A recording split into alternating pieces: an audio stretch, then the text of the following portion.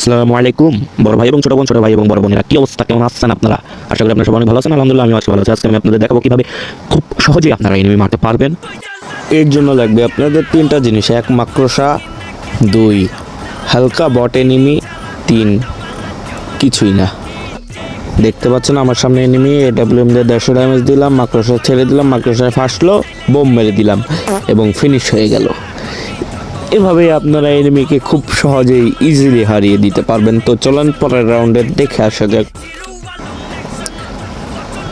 তো এবারও আগে মাকড়সা মারবো, এনিমিকে 150 ড্যামেজ দিলাম এবং বোম মেরে দিব।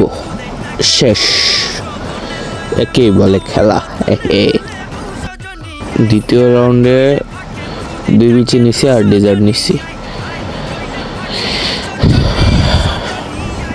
এবার এনিমিকে একটা হেডশট লেগে গেছে, বুঝতে হবে এটা প্রো দ্বারাই সম্ভব, কিন্তু আমি প্রো না, আমি বট ভুলে ভালে লেগে গেছে। গ্লুয়াল দিয়ে নিজেকে বাঁচানোর চেষ্টা। আমার সামনে এনিমি P90 দিয়ে যাতে মেরে মেরে দিবেন, তাহলে আপনি ইজিলি ম্যাচ বুইয়ে নিতে আরো বেশি সহজ হবে।